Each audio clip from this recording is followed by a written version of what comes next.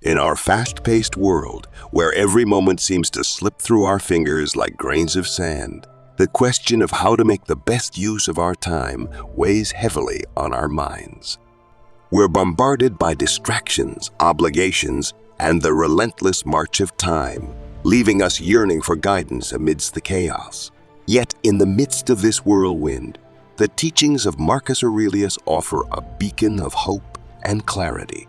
His Stoic philosophy, rooted in ancient wisdom yet profoundly relevant today, provides a roadmap for navigating the complexities of modern life with grace and purpose. Marcus Aurelius believed that time is our most precious resource, and how we use it determines the quality of our lives.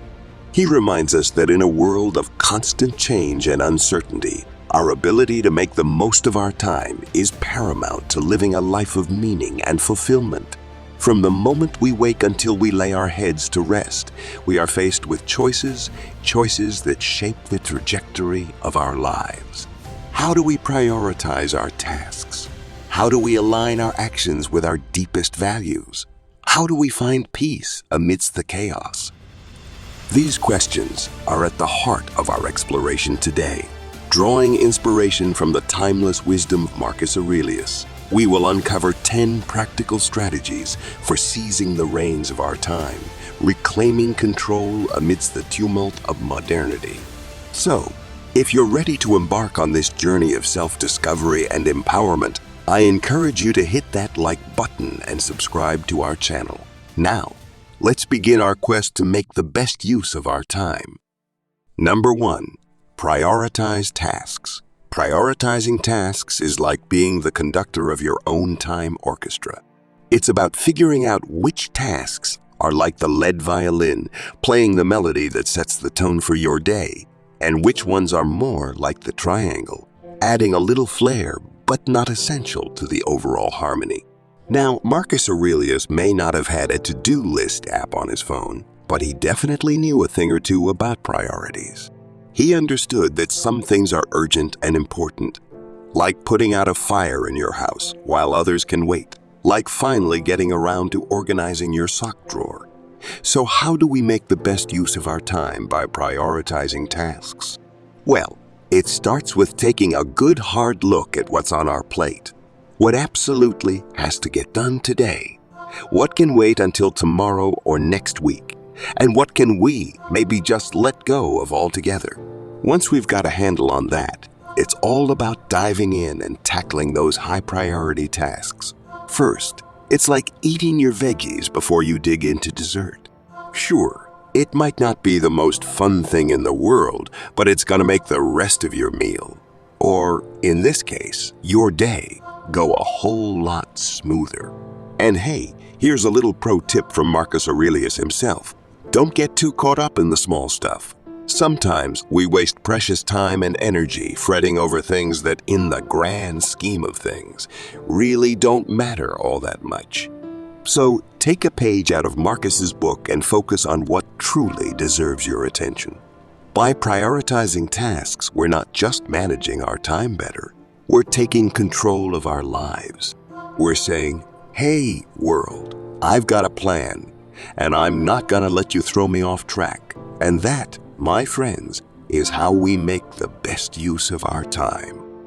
Number 2, set smart goals. Now, you might be thinking, what's so smart about goals? Well, let me tell you, these goals are like the secret sauce of productivity. They're specific, measurable, achievable, relevant, and time-bound. And trust me, when you start setting smart goals, you'll wonder how you ever got anything done without them. Now, Marcus Aurelius might not have had a planner full of smart goals, but he definitely knew a thing or two about setting intentions. He understood the power of having a clear target to aim for, whether it was conquering an empire or mastering his own mind. So what does it mean to set smart goals, and how can they help us make the best use of our time? Let's break it down. First off, we've got specific. This means getting super clear on what exactly we want to achieve. Instead of saying, "I want to get in shape," we might say, "I want to run a 5-kilometer race in under 30 minutes. Next up is measurable. We need a way to track our progress and know when we've reached our goal. So maybe we'll track our running times each week to see how we're improving. Then there's achievable. Our goals need to be realistic and within our reach. Running a marathon next month when we've never run more than a mile. Probably not the best idea. Moving on to relevant. Our goals should align with our values and long-term objectives. If our ultimate goal is to live a healthy, balanced life, then training for that 5 kilometer fits right in. And finally, time. Bound. We need a deadline to keep us on track and prevent procrastination. So we might set a goal to run that 5 kilometer in 3 months' time. By setting smart goals, we're not just dreaming big. We're turning those dreams into actionable steps.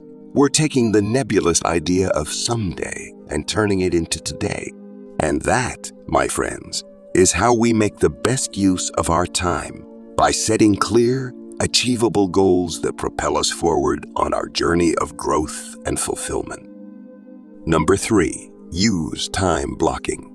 Imagine your day as a blank canvas, and time blocking is like painting it with vibrant colors, each representing a different task or activity. It's about taking control of your schedule and making deliberate choices about how you spend your time. Now, Marcus Aurelius may not have had a Google Calendar, but he definitely understood the importance of structuring his time wisely. As a busy Roman emperor and philosopher, he knew that time was a precious resource not to be squandered. So what exactly is time blocking, and how can it help us make the best use of our time? Let's break it down. Time blocking is a productivity technique where you divide your day into distinct blocks of time, each dedicated to a specific task or activity. For example, you might block off 9 to 10 a.m. for focused work, 12 to 1 p.m. for lunch and relaxation, and 3 to 4 p.m. for exercise. By assigning specific tasks to specific time blocks, you create a clear structure for your day and minimize the temptation to procrastinate or get distracted. It's like building a fortress around your time, protecting it from the onslaught of interruptions and demands. But here's the key. When you're time blocking, be sure to allocate blocks for both work and play. Just like Marcus Aurelius knew the importance of balancing duty with leisure, we too must ensure that our schedules include time for rest, relaxation, and rejuvenation. Now, I know what you're thinking, but what about unexpected events or emergencies? Well, that's where flexibility comes in. While time blocking provides a framework for your day, it's important to remain adaptable and adjust your schedule as needed. Think of it as a rough sketch that you can refine and tweak as circumstances change. By using time blocking, we're not just managing our time, we're mastering it. We're taking control of our schedules and creating space for the things that truly matter, whether it's pursuing our passions, spending time with loved ones, or simply enjoying a moment of peace and quiet. So grab your calendar, break out those colored markers, and start blocking out your time like a boss. With time blocking, you'll not only make the best use of your time, you'll make every moment count. Number 4, practice mindfulness. Let's take a deep breath and dive into the world of mindfulness. Picture yourself standing on the shore of a calm lake, the water still and serene. That's the essence of mindfulness, being fully present in the here and now without judgment or distraction. Now, Marcus Aurelius may not have attended a mindfulness retreat, but he definitely understood the power of living in the present moment. As a Stoic philosopher, he emphasized the importance of focusing on what is within our control and accepting the present moment as it is. So what exactly is mindfulness, and how can it help us make the best use of our time? Let's break it down. Mindfulness is the practice of paying attention to the present moment with openness, curiosity, and acceptance.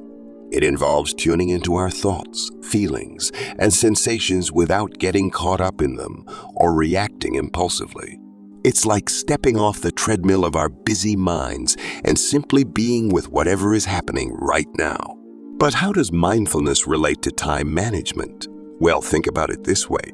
When we're constantly lost in thought or worrying about the past or future, we're not fully engaged with the task at hand.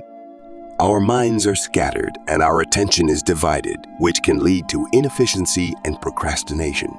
By practicing mindfulness, we can cultivate a sense of focus and clarity that allows us to make better use of our time. When we're fully present, we're able to give our undivided attention to whatever we're doing, whether it's working on a project, spending time with loved ones, or simply enjoying a quiet moment of solitude. But here's the thing, mindfulness isn't just about being present when things are going well.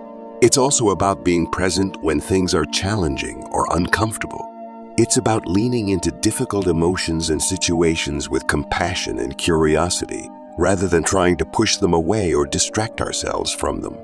So how can we practice mindfulness in our daily lives? It can be as simple as taking a few deep breaths before starting a task, pausing to notice the sensations in our bodies, or setting aside a few minutes each day for formal meditation practice. By incorporating mindfulness into our lives, we're not just managing our time better, we're living more fully and authentically. We're embracing each moment as it comes, with all its joys and sorrows, and learning to navigate life's ups and downs with grace and resilience. And that, my friends, is how we make the best use of our time, by being fully present for every precious moment. Number 5, learn to say no.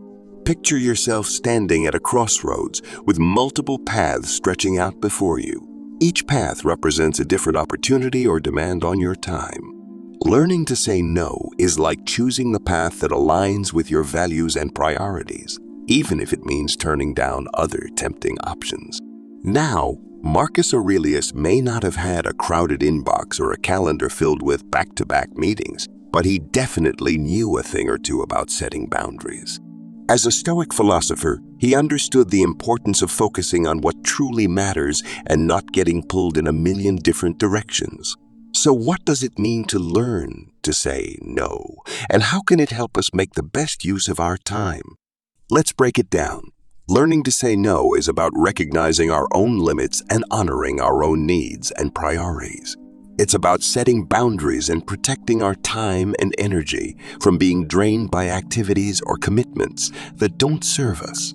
But here's the thing. Saying no isn't always easy. It can feel uncomfortable or even guilt-inducing, especially if we're used to saying yes to everything or trying to please everyone around us. But just like any other skill, saying no is something that we can learn and practice over time. So how can we get better at saying no? Well, it starts with getting clear on our own values and priorities. What do we truly care about? What brings us joy and fulfillment? Once we have a clear sense of what matters most to us, it becomes easier to discern which opportunities align with our goals and which ones don't. But saying no isn't just about turning down things that don't serve us. It's also about making room for the things that do. By saying no to activities or commitments that drain us, we create space in our lives for the things that bring us joy, fulfillment, and meaning. And here's the beautiful thing. When we learn to say no, we're not just reclaiming our own time and energy. We're also setting an example for others to do the same. We're creating a culture of respect and mutual understanding, where everyone's needs and boundaries are honored. So the next time you're faced with a tempting opportunity or a demanding request, remember that it's okay to say no. In fact, it's more than okay. It's essential for protecting your time, energy, and well-being. And that is how we make the best use of our time, by learning to say no to the things that don't serve us, so we can say yes to the things that do. Number 6, limit distractions. Picture yourself trying to read a book in a crowded coffee shop with people chatting, music playing, and phones buzzing all around you. Distractions are like little thieves that steal our attention away from the task at hand, making it difficult to focus and be productive. Now, Marcus Aurelius may not have had smartphones or social media to contend with, but he definitely knew a thing or two about the power of focus. As a Stoic philosopher, he emphasized the importance of directing our attention to what is within our control and not allowing external distractions to pull us off course. So what does it mean to limit distractions, and how can it help us make the best use of our time? Let's break it down. Limiting distractions is about creating an environment that supports focus and concentration. It's about removing or minimizing external stimuli that compete for our attention, whether it's notifications on our phones, background noise, or clutter in our physical space. But here's the thing, distractions aren't just external, they can also be internal. It's not just the buzzing of our phones or the chatter of our coworkers that distract us. It's also our own wandering minds, filled with thoughts of what we need to do later or regrets about what we didn't do yesterday. So how can we limit distractions and create a more focused environment? It starts with identifying the things that commonly pull us away from our tasks and finding ways to mitigate their impact. This might mean silencing our phones, closing unnecessary tabs on our computers, or setting specific times for checking email or social media. But it's not just about eliminating distractions. It's also about cultivating habits and routines that support focus and concentration. This might include setting aside dedicated blocks of time for deep work, creating a designated workspace free from clutter, or practicing mindfulness techniques to quiet the chatter of our minds. By limiting distractions, we're not just managing our time better, we're also maximizing our productivity and creativity. We're creating space for deep thinking and problem solving, allowing us to tackle tasks more efficiently and effectively. And that is how we make the best use of our time, by minimizing distractions and maximizing focus. Number 7, use technology wisely. Imagine technology as a double-edged sword. It can be a valuable tool that enhances our productivity and efficiency, but it can also be a source of distraction and overwhelm if not used wisely. Now, while Marcus Aurelius didn't have smartphones or laptops, he did have access to tools and resources that helped him manage his responsibilities as a Roman emperor and philosopher.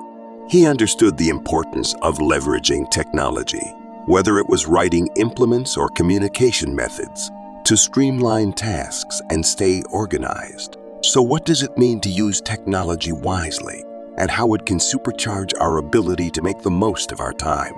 Let's break it down. Using technology wisely is about being intentional and mindful in how we incorporate digital tools into our lives. It's about choosing tools and apps that align with our goals and priorities rather than getting caught up in the endless cycle of notifications and alerts. But here's the thing, not all technology is created equal. While some apps and tools can be incredibly useful for managing tasks, staying organized, and collaborating with others, others can be major time sucks that pull us away from our priorities. So how can we use technology wisely to enhance our time management skills? It starts with being selective about the tools we use and taking the time to learn how to use them effectively. Whether it's a task management app, a calendar tool, or a note-taking software, choose tools that align with your workflow and preferences. But it's not just about the tools themselves. It's also about how we use them. Are we using technology to automate repetitive tasks, streamline communication, and access information quickly? Or are we allowing ourselves to be constantly bombarded by notifications and distractions? By using technology wisely, we're not just keeping up with the times. We're also maximizing our productivity and efficiency. We're leveraging the power of digital tools to work smarter, not harder, allowing us to accomplish more in less time. But here's the catch. Technology is only a tool. It's up to us to wield it wisely and consciously, rather than allowing it to control us. By striking the right balance between utilizing technology and disconnecting when necessary, we can make the best use of our time and lead more balanced, fulfilling lives. Number 8, batch similar tasks. All right, let's talk about batching similar tasks and how it can be a game changer for our time management skills. Picture your to-do list as a buffet spread, with tasks of different flavors and textures laid out before you. Batching similar tasks is like grouping together the veggies, meats, and desserts, making it easier to tackle them efficiently and effectively. Now, while Marcus Aurelius may not have had spreadsheets or project management software, he certainly understood the importance of efficiency and organization. As a Stoic philosopher and Roman emperor, he had to juggle a multitude of responsibilities, and batching similar tasks would have undoubtedly helped him stay on top of his game. So what exactly does it mean to batch similar tasks, and how can it make the best use of our time? Let's break it down. Batching similar tasks involves grouping together activities that require similar resources or mental energy and tackling them all at once, rather than spreading them out throughout the day. For example, you might set aside a block of time to respond to emails, another block for making phone calls, and yet another for brainstorming creative ideas. By batching similar tasks, we're able to minimize context switching, the mental overhead that comes with shifting our focus between different types of tasks. Instead of constantly jumping from one task to another, we can stay in a focused state of flow, maximizing our productivity and efficiency. But here's the real beauty of batching. It allows us to tap into the power of momentum. Once we get into the groove of a particular type of task, whether it's writing, planning, or problem solving, we can keep the momentum going and knock out multiple tasks in one go. So how can we implement batching into our daily routines? It starts with taking a good look at our to-do lists and identifying tasks that are similar in nature. Maybe it's responding to emails, scheduling appointments, or working on a specific project. Once we've identified these tasks, we can block out dedicated time slots in our calendars to tackle them all at once. By batching similar tasks, we're not just checking items off our to-do lists. We're also optimizing our time and energy, allowing us to accomplish more in less time. So the next time you're faced with a mountain of tasks, remember the power of batching. Group them together, tackle them with focus and intention, and watch your productivity soar. Number 9, practice the 2-minute rule. Let's chat about a little trick called the 2-minute rule and how it can revolutionize the way we tackle tasks. Imagine your to-do list as a lineup of hurdles, big and small, blocking your path to productivity. The 2-minute rule is like a secret weapon, a way to vault over those smaller hurdles with ease, clearing the path for smoother progress. Now, Marcus Aurelius might not have had a stopwatch or a timer, but he definitely understood the importance of taking action and not letting small tasks pile up. As a Stoic philosopher and Roman emperor, he knew that even the smallest actions could have a ripple effect on our productivity and well-being. So what exactly is the 2-minute rule, and how can it make the best use of our time? Let's dive in. The 2-minute rule is simple. If a task takes less than 2 minutes to complete, do it immediately. Whether it's responding to a quick email, tidying up your workspace, or making a phone call, tackling these small tasks right away prevents them from snowballing into bigger problems down the line. It's not just about saving time. It's also about building momentum.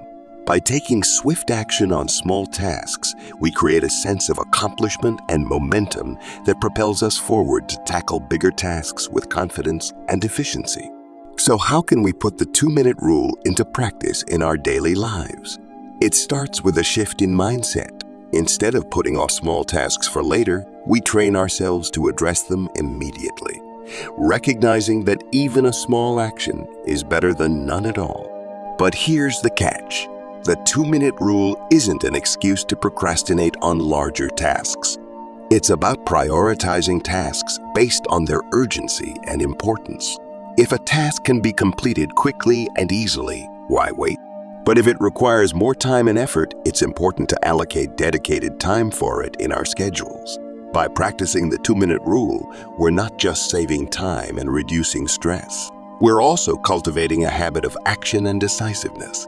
We're taking control of our time and our lives, one small task at a time. So the next time you find yourself facing a minor hurdle, remember the power of the 2-minute rule.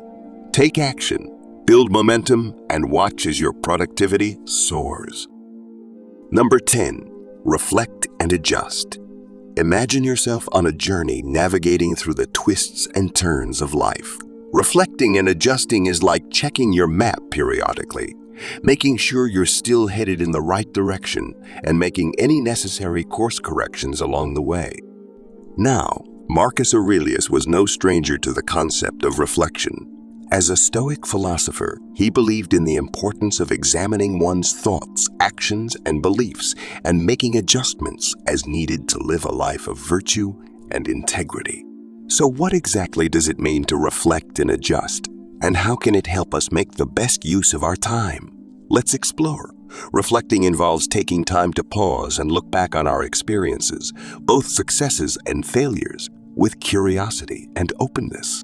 It's about asking ourselves questions like, what went well? What didn't go as planned? What can I learn from this experience? By reflecting on our past actions and outcomes, we gain valuable insights that can inform our future decisions and behaviors. But reflection alone isn't enough. It's also important to adjust, to take the lessons learned from our reflections and apply them to our lives moving forward. This might involve making small tweaks to our routines, habits, or priorities, or it could mean making more significant changes to our goals or plans. So how can we incorporate reflection and adjustment into our daily lives? It starts with carving out dedicated time for introspection and self-assessment. This could be a daily journaling practice, a weekly review session, or even just a few moments of quiet contemplation at the end of each day. But here's the thing. Reflection isn't always easy. It requires honesty, vulnerability, and a willingness to confront uncomfortable truths about ourselves and our lives. But the payoff is worth it. By taking the time to reflect and adjust, we gain greater self-awareness, clarity, and resilience, allowing us to navigate life's challenges with grace and wisdom. And here's where Marcus Aurelius comes in. He famously wrote in his meditations, "Waste no more time arguing about what a good man should be. Be one." In other words, instead of getting caught up in endless debates or self-criticism, we should focus on taking action and embodying the virtues we value. So the next time you find yourself at a crossroads, take a moment to reflect on where you've been and where you're headed. And don't be afraid to make adjustments along the way. By embracing the practice of reflection and adjustment, we can chart a course towards a more fulfilling and purposeful life, one thoughtful step at a time. In conclusion, mastering the art of time management is a journey that requires intention, effort, and a willingness to learn and grow along the way. By implementing the practical strategies we've discussed, you can take control of your time and make every moment count. Remember, the wisdom of Marcus Aurelius reminds us that time is our most precious resource, and it's up to us to use it wisely. So whether you're reflecting on your past actions, adjusting your plans for the future, or simply taking a moment to be present in the here and now, know that every choice you make has the power to shape your destiny. If you found this video helpful, don't forget to give it a thumbs up and subscribe to our channel for more tips and insights on living your best life. Thanks for watching, and until next time, make every moment count.